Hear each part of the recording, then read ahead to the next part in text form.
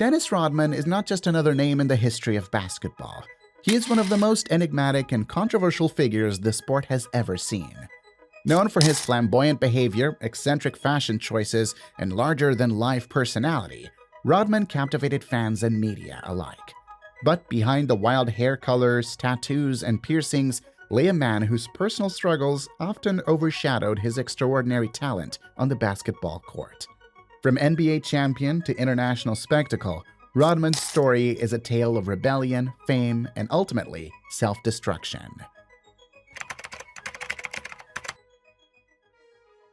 Dennis Rodman's journey to basketball stardom was anything but typical.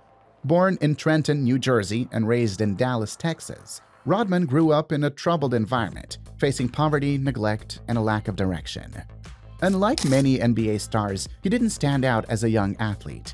In fact, Rodman didn't even make his high school basketball team and only started playing basketball seriously after a late growth spurt. Drafted by the Detroit Pistons in the second round of the 1986 NBA draft, Rodman quickly established himself as a defensive force. His relentless energy, tenacity, and uncanny ability to rebound make him a key player of the Bad Boys Pistons team that won back-to-back NBA championships in 1989 and 1990. Nicknamed the Worm for his ability to wriggle through opponents to grab rebounds, Rodman's hard-nosed style of play and defensive prowess earned him accolades and respect across the league.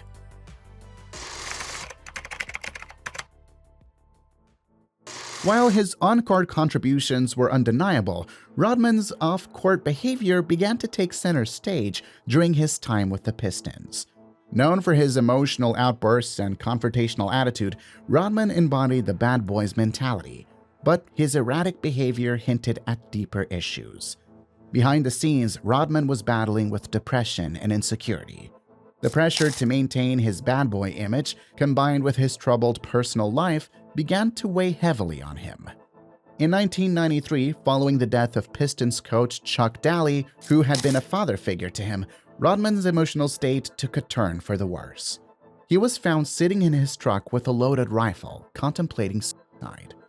It was a pivotal moment that marked the beginning of a long descent into chaos. Though he decided to live, it was clear that the demons haunting Rodman were not going away.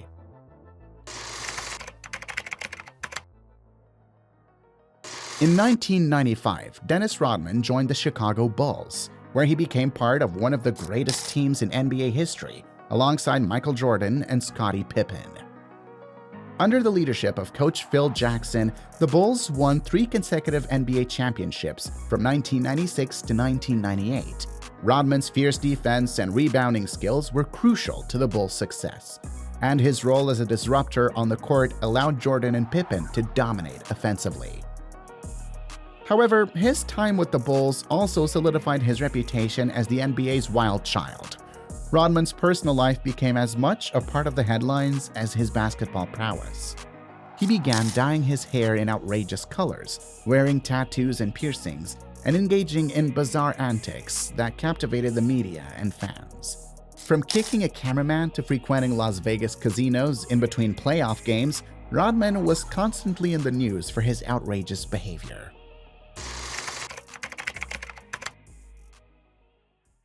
During his stint with the Bulls, Rodman reached the height of his fame. He wasn't just an NBA star, he became a pop culture icon. His eccentric lifestyle, relationships with celebrities like Madonna and Carmen Electra, and unpredictable behavior made him a constant figure in tabloids. Rodman's off-court antics ranged from appearing in professional wrestling matches to wearing a wedding dress to promote his autobiography, where he declared he was marrying himself. Each stunt seemed more outrageous than the last, and each one brought him more attention.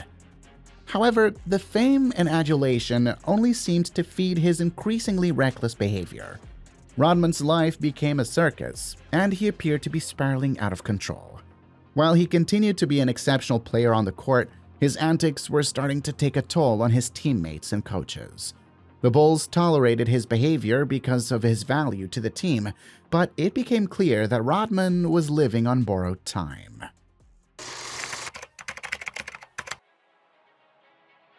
After the Bulls dynasty ended in 1998, Rodman's career and life began to unravel rapidly.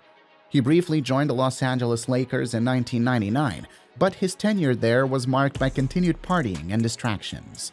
His lack of discipline clashed with the Lakers organization, and he was released after only 23 games. A similar pattern followed when he joined the Dallas Mavericks later that year. Rodman's erratic behavior, which included missing practices and showing up late to games, led to his release after just 12 games. This marked the beginning of the end of Dennis Rodman's NBA career. His once great talent was now overshadowed by his inability to control his personal life. Rodman continued to make headlines, but not for his basketball skills. His wild lifestyle, combined with his increasing struggles with alcohol and substance abuse, began to dominate his narrative.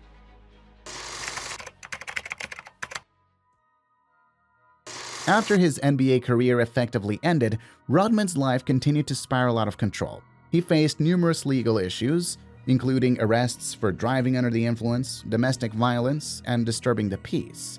His personal relationships were equally chaotic.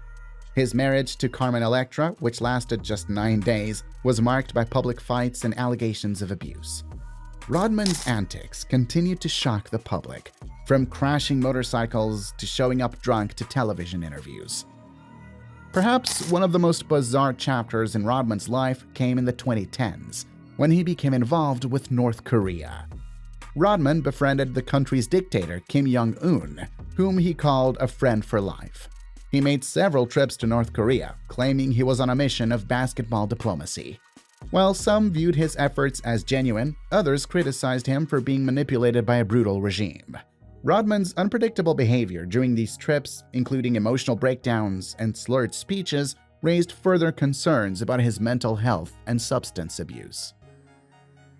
Despite his tumultuous life, Rodman has made several attempts to redeem himself.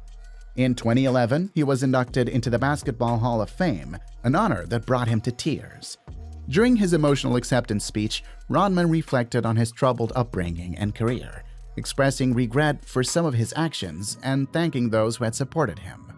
It was a rare moment of vulnerability from a man known for his bravado and unpredictability. However, even after his Hall of Fame induction, Rodman struggled to stay out of trouble. He entered rehab multiple times with stints paid for by friends and former teammates who still cared about him. Yet, each attempt at sobriety seemed to be followed by a relapse. His public appearances continued to be erratic, and his legal troubles persisted. Today, Dennis Rodman remains a figure of controversy and fascination. He occasionally resurfaces in the media, whether for reality TV appearances or interviews where he revisits his past. Rodman has claimed to be sober in recent years, but his erratic behavior and unpredictable personality often raise doubts about his claims.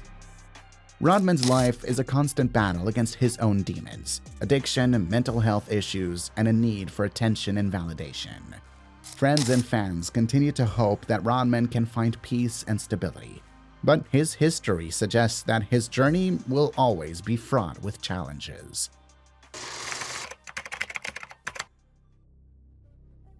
Dennis Rodman's legacy is a complicated one.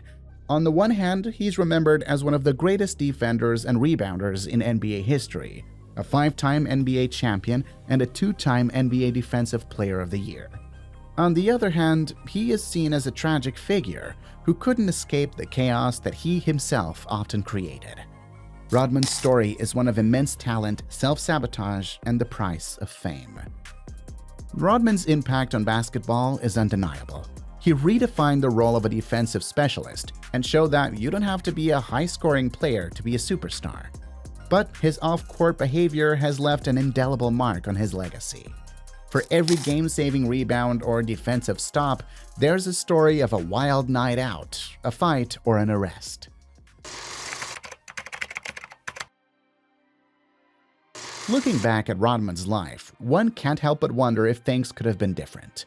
What if he had received more support early in his career? What if he had been able to control his demons?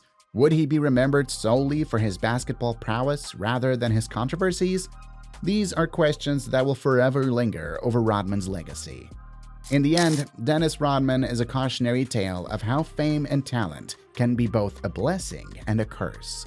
His journey from an overlooked athlete to a basketball legend, and then to a figure of controversy and self-destruction, serves as a reminder of the importance of mental health, self-control, and the dangers of living life on the edge. Rodman's story is still being written, and while many still hold out hope for his redemption, the reality is that the world will always be watching, waiting for his next move, for better or for worse.